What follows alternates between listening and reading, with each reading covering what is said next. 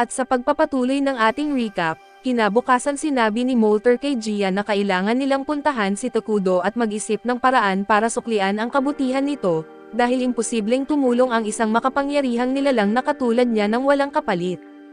Sa una ay hindi sang-ayon si Gia dahil hindi naman humingi ng kahit ano si Tokudo noong una silang nagkita, pero matapos siyang paalalahanan ni Molter kung gaano kalupit ang mundo nila ay pumayag siya, nang hindi niya alam na ang mutant na insekto ni Tokudo ay palihim na nakikinig sa kanilang usapan. Makalipas ang ilang minuto ay bumalik ang insekto para iulat kay Tokudo ang lahat ng nalaman nito, ngunit pinigilan ito ni Ato na lumapit hanggat hindi nagpapaliwanag si Tokudo na siya mismo ang tumawag pabalik sa insekto. Nang malaman niyang babalik sina Gia at Molter ay bigla siyang nag-alala at sinabi kay Ato na hindi niya maisip kung paano may lalabas ang mga ito mula sa gubat nang hindi nagkakaroon ng gulo.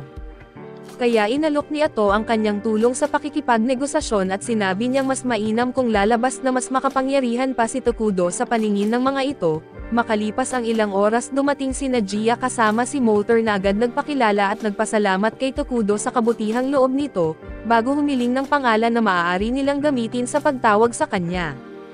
Matapos magpaalam kay Tokudo kung ayos lang ito at si Ato ang nagsabi ng pangalan niya, pero iginiit niyang dapat ay tawagin siya bilang hari sa lahat ng oras at saka rin ipinakilala ang sarili at nang marinig ito, muntik nang maihi si Molter sa takot pero nanatiling kalmado at nagpakita ng respeto sa pamamagitan ng pangakong ipapasa niya sa lahat ng miyembro ng kanilang angkan ang pangalan nito. Pagkatapos ay sinabi ni Ato na kunin na nila ang natitirang pagkain na ibinigay ni Tokudo, pero sinabi ni Molter na mas gusto niyang makapagbigay ng kahit anong kapalit kaysa basta na lang kunin ang lahat at dahil dito, nagalit si Ato dahil malinaw naman na wala silang kahit anong bagay na gugustuhin ni Tokudo.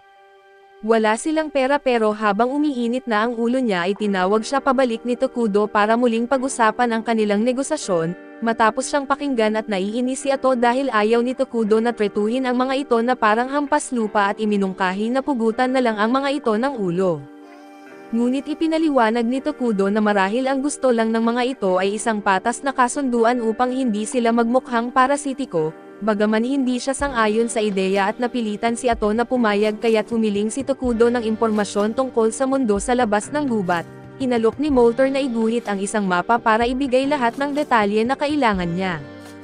Matapos tanggapin ni Tokudo ang alok ay sinabi ni Ato sa kanila na umalis na sa gubat matapos ang palitan, ngunit ikinagulat ito ni Gia kaya nagtangkang magsalita at gayunman at pinigilan siya ni Molter at kalmadong humiling ng pahintulot na manatili pa sa gubat. Agad itong tinanggihan ni Ato na may kasamang banayad na banta na pwedeng kitlin ang buhay nilang halos wala ng pinanghahawakan. Tumayo na sila para umalis subalit napansin ni Tokudo ang lungkot sa kanilang mga mukha at inalok silang manatili kung papayag silang maging mamamayan niya. Nang marinig ito ay dinala siya ni Ato sa isang tabi para tanungin kung seryoso ba talaga siya, kaya ipinaliwanag ni Tokudo na kung gagawin niyang masasamang nilalang ang mga ito at tatanggapin sa kanyang bansa, magiging madali ang pakikipamuhay sa isa't isa. Nang igiit pa rin ni Ato na mas okay kung ang mga halimaw sa laro na lang ang gamitin niya, pinapaalala ni Tokudo kung gaano kakilakilabot ang itsura ng mga iyon kaya't pumayag si Ato na mas mabuting ang gawing Dark Elves ang mga mamamayan niya at ipinaliwanag ang bagong kasunduan kina Gia at Molter.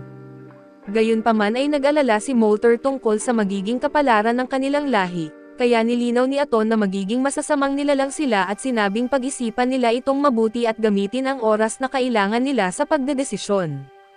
Makalipas ang ilang araw ay tumulak sina Tokudo at Ato sa gubat para hanapin ang kampo ni Gia. Matapos magreklamo si Ato tungkol sa kung gaano katagal bago sila makapagdesisyon, sinabi ni Tokudo na unawain na lang sila dahil malamang ay mahirap para sa kanila ang magpasya na maging masasamang nilalang. Ilang sandali pa ay narating na nila ang kampo at nang makita sila ng mga duwende, agad na napaluhod ang lahat bilang paggalang at dahan-dahan na naglakad si Tokudo sa gitna nila, at dahil sa kanyang banal na aura at napahandusay pa ang isa sa sobrang tindi nito. Agad namang binalaan ni Gia ang lahat na huwag titingin ng diretsyo sa kanya kaya't nanatili silang nakayuko hanggang sa marating niya ang trono. Matapos tanggapin ni Ato ang mga duwende bilang bagong miyembro ng kanilang bansa, pinasok ni Tokudo ang utos para gawing masasamang nilalang ang mga ito. Kaya ipinaliwanag ni Ato kung gaano magiging mapayapa ang buhay nila ngayon na tinanggap na nila ang pamumuno ni Tokudo. Gayunpaman ay nakaramdam ng pagdududa si Gia dahil inaasahan niya ang isang matinding pagsabog ng enerhiya matapos ang pagbabagong anyo nila bilang masasamang nilalang. Sa sumunod na sandali ay biglang tumigas ang kanyang puso dahil sa sakit at galit habang nananambalik ang lahat ng madidilim na emosyon mula sa lahat ng pagdurusang kanilang pinagdaanan. Nang kumalat ito sa iba pang mga duwende at tinanong ni Tokudo kung ayos lang ba sila kaya hindi na napigilan ni Gia ang kanyang luha, dahil hindi niya inakala na makakaramdam siya ng ganitong malasakit mula kay Tokudo.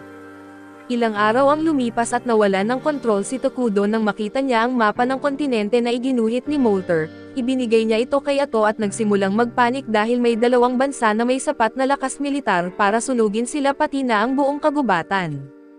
Pagkatapos silipin ito ay sumama rin si Ato sa kanya sa lupa sa sobrang gulat, hanggang sa mapansin nila na ang pagkakaroon ng mga Dark Elf ay makatutulong ng malaki sa pagsasaliksik at pagpapaunlad ng kanilang bagong bansa. Bigla ay narinig ni Ato na paparating na sila kaya't mabilis silang umupo sa trono upang hindi mawalan ng aura points bago pumasok sina Molter kasama sina Gia at Emily. Pagkaupo pa lang nila ay nagsimula ng magbigay ng labis na papuri. Agad silang pinatigil ni Ato at ipinaliwanag na sila ang magiging kinatawan ng bansa sa harap ng mga mamamayan at mangunguna sa pag-unlad nito. Pagkatapos italaga si Molter sa infrastruktura at linawing mataas ang inaasahan sa kanya dahil sa kakayahan niyang gumamit ng mahika, ibinigay naman kay Gia ang tungkulin ng pagbuo ng isang hukbo at agad namang nag-ingay si Gia tungkol sa kung paanong titirahin ng kanyang mga tauhan ang sino mang lalaban kay Tokudo. Nagulat dito ang sinasabing madilim na pinuno kaya't agad niyang sinabi kay Gia na kalma lang dahil ang karahasan ay para lamang sa mga barbaro, habang nahihirapan si Gia na intindihin kung bakit ayaw ng madilim na hari ng karahasan, tumayo si Molter at nangakong gagawin niya ang kanyang makakaya.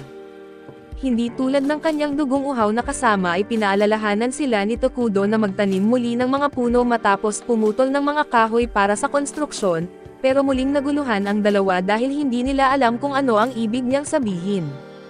Doon napagtanto ni Tokudo na ang mundo nila ay nahuhuli pa pagdating sa kaalaman sa mahika kaya't natuwa siya, dahil malamang ganoon din ang sitwasyon sa iba pang mga bansa at matapos ipaliwanag kung paano muling magtanim ng mga puno sa gubat, nagsimula na namang purihin ni Ato si Tokudo at sinabing maswerte sila na siya ang kanilang hari.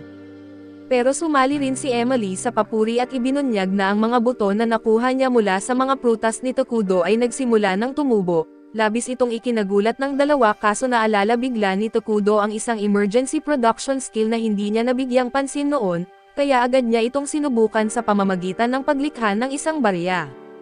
Samantala sa banal na kaharian ng Qualia, isang sobrang gandang madre ang kakakatanggap lang ng isang pangitain tungkol kay Takyudo. Kaya gusto niyang pabisitahin siya ng isang kardinal na bagong dating upang tingnan ang tungkol dito.